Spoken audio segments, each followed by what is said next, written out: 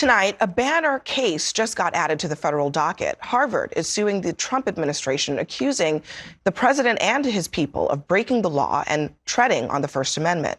Quote, the government has ceased the flow of funds to Harvard as part of its pressure campaign to force Harvard to submit to the government's control over its academic programs.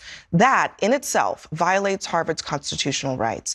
The government says that it is freezing these funds because Harvard failed to sufficiently protect Jewish students from anti-Semitism protests last year.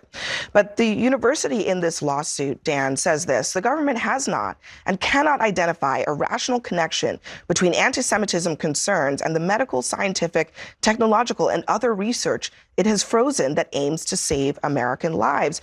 They're saying that partly because the list of demands was released publicly, and we know what they were asking for, and hardly any of it had to do with anti-Semitism. Look, it's going to be a strong legal case, and I think Harvard had kind of no choice here. Why? Because look what happened to Columbia, right? They started negotiating, right, and they're still getting their money held back. So Harvard's position is probably like, well, you know what? We might as well go for it. Now, just because they've got a strong legal case doesn't mean it's still not a political winner for the administration. I think it is, meaning I think they will lose in court, but the government's going to pay for the defense. And the administration can say, we went after the Ivy League schools. Who's going to be yelling and screaming in the streets about the idea that these incredibly wealthy Ivy League schools are being targeted? Meaning, it doesn't make it right. But from a political perspective, I don't think he's got to lose here. Can we stay on what's right for just a second? Because I think that there is a temptation to just go all the way to like, well, it's not right, but politically it's great. What about what's right here?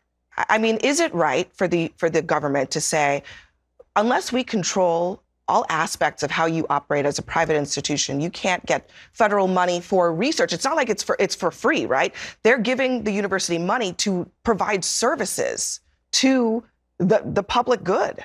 I think it's overly broad to say they want to control every aspect of how a university operates. A lot of aspects. I do believe, I agree with Dan, the fight is worth picking, if only because they do have a terrific argument on the idea that these Jewish students had their civil rights violated. I mean, Mike can probably comment on it, but we have laws in this country that the administration believes were violated as it relates to the civil rights protections that should be afforded to everyone, including these Jewish students. And so I think it's a fight worth picking, if only because of that. But why didn't the demands deal with that, A?